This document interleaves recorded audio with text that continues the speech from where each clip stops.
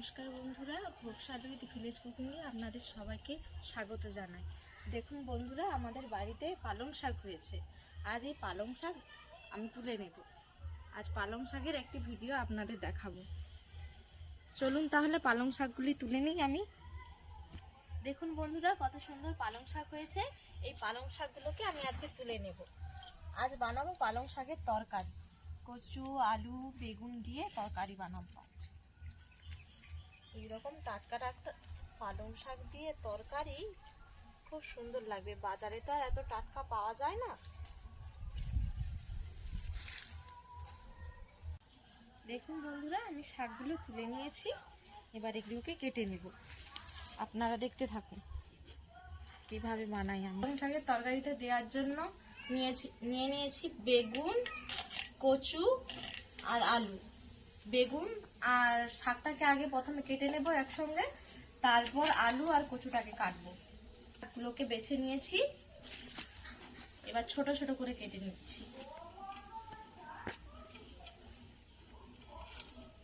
এইরকম ছোট ছোট করে কেটে নিতে হবে। আপনারা চাইলে কচু দিতেও পারেন, আর যদি না থাকে তাহলে কোনো অসুবিধা নেই, আলু আর বেগুন দিয়েও করা যাবে।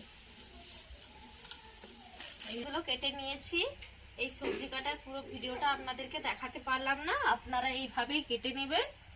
এগুলোকে এবার ভালো করে ধুয়ে নেব। চলুন।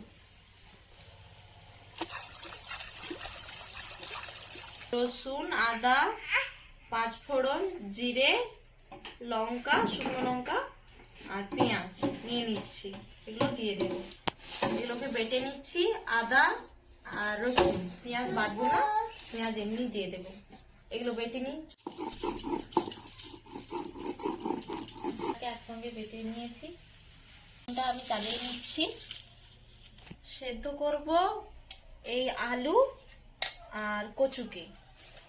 একটু সেদ্ধ করে নেব, তাহলে ভালো হবে। এবার একটু নুন দিয়ে দিচ্ছি। এবার একটু হলুদ দিয়ে দিচ্ছি।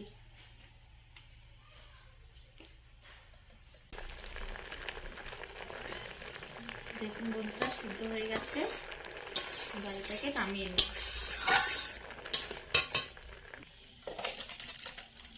একটু তেল দিয়ে দিচ্ছি।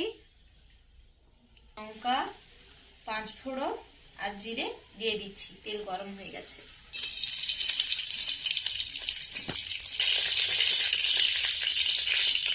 এবার কেটে রাখা পেঁয়াজ দিয়ে দিচ্ছি।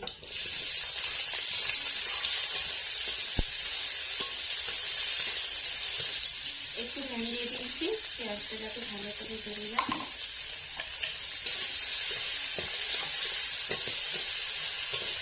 আদা আর রসুনটাকে দিয়ে দিচ্ছি। হলুদ দিয়ে দিচ্ছি, লঙ্কা গুঁড়ো দিয়ে দিচ্ছি। এটাকে ভালো করে নেড়ে নেব। এবার একটু জল দিয়ে দিচ্ছি। কেটে রাখা শাক আর এই বেগুনটাকে দিয়ে দিচ্ছি।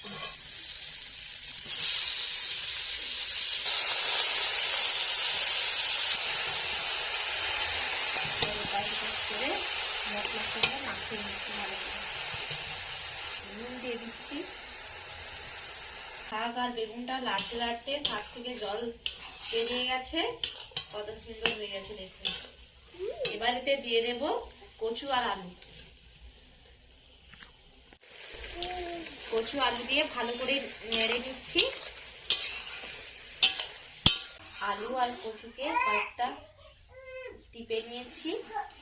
আলু কচু সিদ্ধ হয়ে গেছে, যেটুকু সিদ্ধ হতে বাকি ছিল। বেগুনটা হতে এখন একটু বাকি আছে, তাই চাপা দিয়ে দেব। দেখে নিচ্ছি বেগুনটা সিদ্ধ হয়েছে কিনা। বেগুন সিদ্ধ হয়ে গেছে। এবার একটু পরিমাণ মতো জল দিয়ে দেব। জল দিয়ে দিচ্ছি। এবার চাপা লাগিয়ে দেব। এবার নামিয়ে দেব।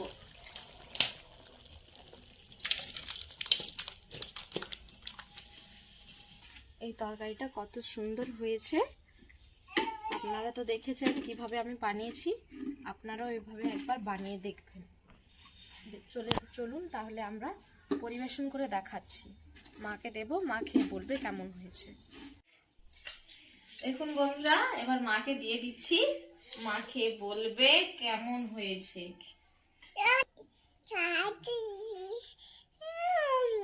ভালো হচ্ছে, খুব সুন্দর।